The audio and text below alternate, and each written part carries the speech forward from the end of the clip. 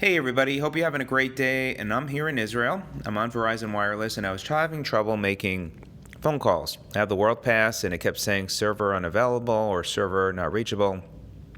So I did some research, and I got it actually figured out, and now it seems to be working. So let me show you what to do.